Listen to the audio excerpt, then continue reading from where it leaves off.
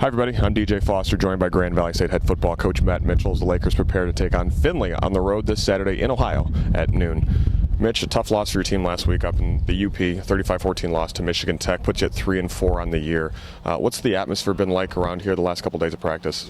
Well, I think we had a hard time shaking things off Sunday and Monday, just especially how poorly we performed in the first half and how we didn't really come out in any three phases and play up to our potential. So that was it was tough to get over, but at some point you got to move on, and we addressed where we're at. Some of the things that maybe potentially we talked about heading into the season are changing. I think you have to evaluate things short-term, long-term. Short-term, some of those things have changed, and so spend some time talking about where we're headed here for the rest of the 2014 season and getting everybody moving in the right direction. And the type of people we have in our locker room, that conversation went well, and our guys showed back up to work on Tuesday and got ready for a very talented and explosive Findlay team we're getting ready to face. Yeah, let's talk about the Oilers. They're 4-3 overall, 3-3 in the GVSU. They got off to a great start winning their first 3 games. They've lost 3 of their last 4. When you talk about their offense, obviously it's with Furlan Reed, their quarterback. They're the top passing offense in the league.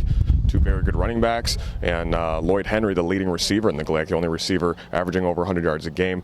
Talk about the offense, what you see. Obviously, those 4 guys are big pieces. Sure, as I mentioned, extremely explosive and veteran. You talk about a lot of the guys that are besides Chauncey Bridges, who's a true freshman, who's impressive up to this point for a true freshman. The rest of those guys are upperclassmen and play quite a bit and understand their system. And I think their system is very unique. It's very difficult to defend. I think they have a lot of things that complement each other, and it's tough on defenders. It puts you in binds, just from one thing here and another thing there. It's tough to defend. So they've definitely done a good job throwing the ball around, by statistics, but you can't take away from their run game. And I think that Furlan Reed is a big part of that run game too, because they'll use him in some design quarterback runs, but also he's good that if things aren't necessarily right there, he'll pull down a scramble, and he's very difficult to tackle in open space, and just opens up another dimension to their offense that you wouldn't have with maybe a less mobile quarterback.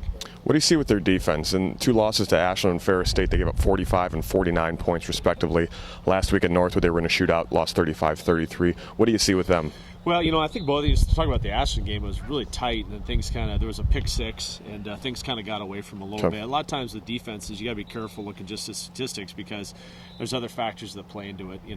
Interception returns for touchdowns, like I said, fumbles, poor special teams play sometimes can hinder your defense statistically. So they've got some guys up front, especially the defensive end position. They've got a defensive end back that led the league in sacks last year. He's just big and athletic.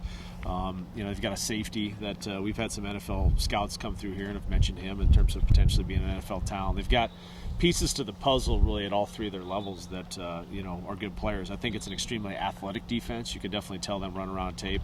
They have a lot of athletes on the field, both offensively and defensively. It might be, here the last 3, 4, 5 weeks, one of the more athletic teams that we face, especially on the defensive side of the ball. As you mentioned in the press conference the other day, playoffs are not looking good for this year. You have 3 big games coming up this week with Findlay, then Ashland, and Tiff. Those are 3 good teams. What are you looking to see from your team this Saturday when you get back out in the field? Well, yeah, as you said, it's not our schedule is extremely difficult, as we've talked about before, and we have some really, really great games coming up. Obviously, we have to travel back on the road to Findlay. Got Ashland at home. Tiffin is having a really good year, and then there's also the rivalry game with Saginaw Valley State, which always brings out a lot of emotion. So, we're really focused on the immediate future. We're focused on Findlay. It's an opportunity for this program to go out and get back on track to win a football game, and more importantly, it's a chance for you guys to play together. And this game is a lot more fun when you win. And so our goal is to try to execute and play Grand Valley football, and hopefully, if we're fortunate enough to leave Findlay, Ohio with a win, and get some mojo back, a little bit of emotion back in the thing, and start. We head back home and play our last night game of the year against Ashland, 7 o'clock start on the 8th. Grand Valley State and Findlay this Saturday afternoon in Ohio. It is a noon kickoff from Findlay. Mitch, thanks for your time and best of luck this week. All right, thank you.